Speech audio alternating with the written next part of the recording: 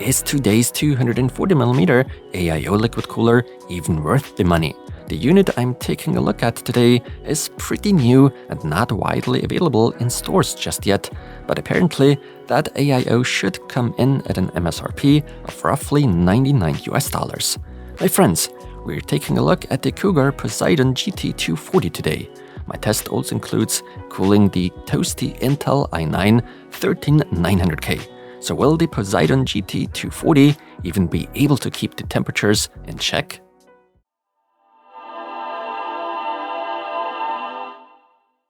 Included comes the bare AIO unit itself, of course, 2 fans, all the different mounting kits, a PWM fan splitter cable, as well as a nice little ARGB controller, last but not least, an installation guide.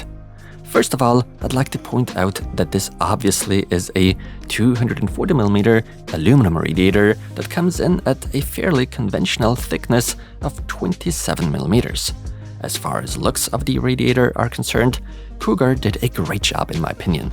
The radiator, or rather, its fins, do differ from most out there, though. Instead of rounded fin edges, as usually, we now see fins at pretty much a right angle, and that should allegedly increase the efficiency of heat transfer. Now, when glancing over to the water block, or rather pump, one thing's fairly obvious. At the heart of it, we are most certainly dealing with an Aztec-based unit, so that's not actually a homegrown unit by Cougar at its core. Instead, it seems they've decided on going with matured and proven technology by Aztec. Whether that's good or bad is up to you actually, and opinions tend to differ when asking enthusiasts.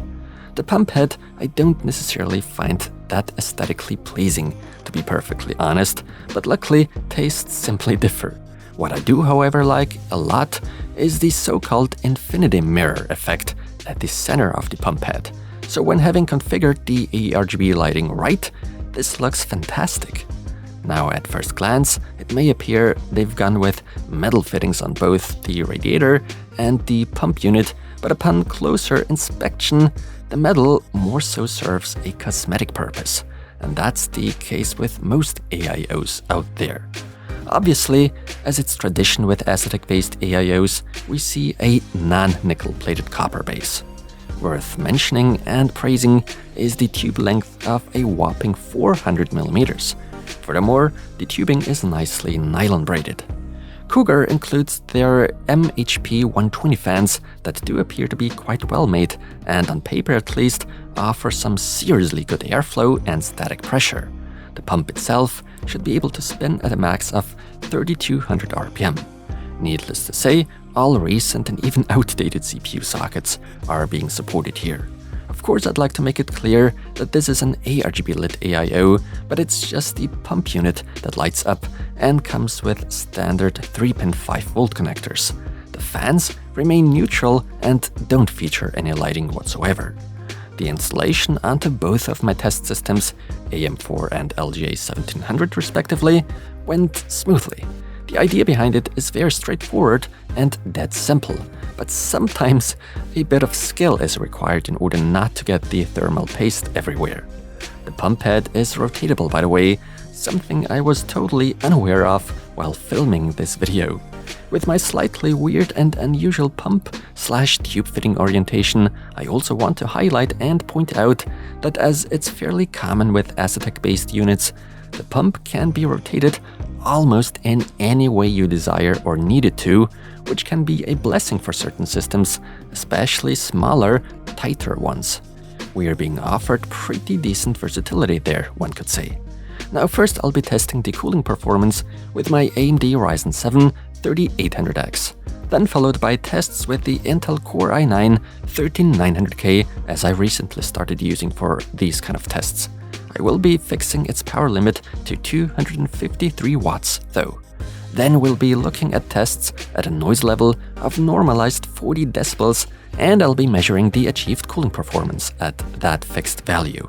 Noise levels. The 2 Cougar fans spinning at their maximum of 2000 RPM sure do produce quite a bit of noise. Combined with the pump on my test system, I read out 53 decibels, which is no longer to be considered quiet. That is, however, to be somewhat expected with those crazy fan specs, namely airflow and static pressure. Temperatures at max fan speed with the AMD 3800X. Here today's Poseidon GT 240 managed to positively surprise me because keep in mind, we're dealing with a 240mm radiator, but do fit in with AIOs sporting a 360mm radiator. Are those radiator fans at that right angle really doing this much here? Well, on the other hand, these fans do push a ton of fresh air through the radiator at their max fan speed. Temperatures at max fan speed with the Intel 13900K. Now I do have to apologize for not having more data available in these charts yet. It becomes obvious fairly quickly though that the Poseidon GT 240 easily beats the Deepcool AK620 air cooler. And you should keep in mind that the AK620 is on par with Noctua's and HD15, just to give you a bit of a reference. Once we increase the CPU load even further by firing up the Prime 95 stress test, both coolers get close to the CPU's max temperature already. The Poseidon GT 240, against all odds, keeps up rather well for now. The 13900K stays below 90 degrees Celsius. While that performance certainly is respectable, it isn't achievable under realistic circumstances. Few of us would actually be okay with having to deal with 53 decibels 24/7. So let's dial everything of our cooling solution back until we get to a noise level of only 40 decibels. Now the CPU temperature is rapidly increasing. Even in the Cinebench R23 test, we are almost scratching 90 degrees. So let's go crazy and put on the stress test that is Prime 95. In my particular test, I managed to read out a temperature of exactly 1 degree below the 13900K's max temperature, namely 99. So barely that can be considered doable, but it yet again becomes clear the 13900K is a tough beast to tame as far as temperatures are concerned. So I would refrain from using a 240mm AIO liquid cooler with that specific CPU. You better spend the extra money and get 360mm, but obviously, as you've seen today, the Cougar Poseidon GT 240 can to some extent take care of that challenge too. Conclusion. I will admit, I expected yet one more of these standard uninspired aesthetic AIOs. To some extent, that's true. I believe a lot of performance we saw today is due to the included fans. So those of you that aren't all too sensitive when it comes to noise levels could just as well make such a 240mm AIO perform decently. Honestly, the market is currently flooded with decent AIO liquid coolers, and so I really don't want to force you into buying any specific model or brand. At the end of the day, it comes down to price, sympathy, and what you are personally looking for. All I can say is that the Poseidon GT 240 by Cougar definitely is one of the options worth considering. And with that said, thanks a lot for watching, and until the next one.